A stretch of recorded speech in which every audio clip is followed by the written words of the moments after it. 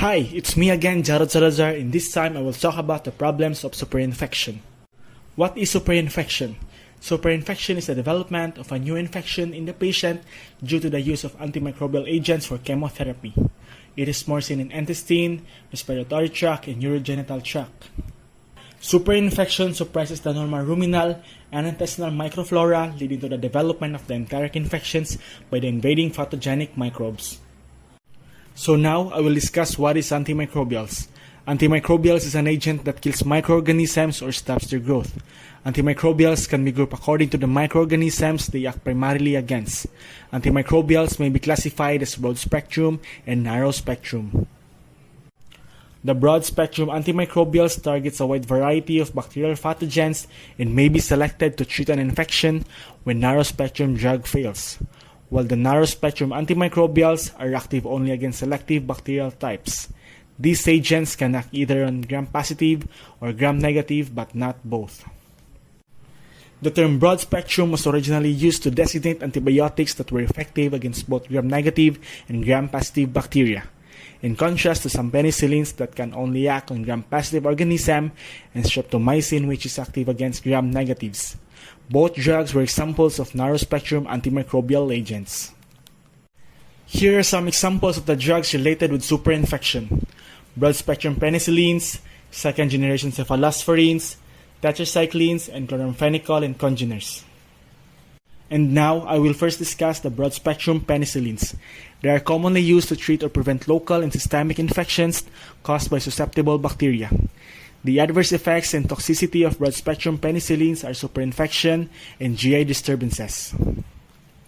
And now, I will talk about the second-generation cephalosporins. The physical and chemical properties of second-generation cephalosporins are similar to those of the penicillins, although more stable to pH and temperature changes. The adverse effects and toxicity of second-generation cephalosporins are superinfections with opportunistic pathogens such as Pseudomonas or Candida species. The third drugs related with superinfections are tetracyclines. They are broad-spectrum antibiotics with similar antimicrobial features but differ in terms of their spectra and pharmacokinetic disposition.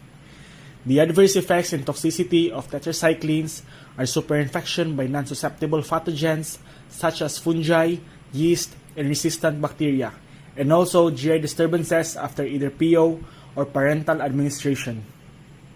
The other adverse effects and toxicity of tetracyclines are in horses, it may cause severe to fatal diarrhea. In ruminants, high doses administered PO may disrupt microfloral activity in the ruminal reticulum that can lead to stasis. And also, in monogastric animals, elimination of the gut flora reduces synthesis and availability of the B vitamins and vitamin K from the large intestine. The last drugs related with superinfections are chloramphenicol and congeners. They are highly effective and well-tolerated broad-spectrum antibiotic. However, prohibited to be used in food-producing animals in several countries including USA and Canada. The adverse effects and toxicity of the chloramphenicol and congeners are the non-ruminants can develop GI disturbances. In the neonatal calves leads to a malabsorption syndrome related with ultrastructural and functional changes of the small intestine enterocytes. Misuses of antimicrobial agents or complications that may occur during antimicrobial therapy leads to problems on superinfection. Specific types of antimicrobial agents, just like the broad-spectrum antibiotics, are more common causes of superinfections in animals. And that's all for my presentation about the problems of superinfection. I hope you've learned a lot. Until next time!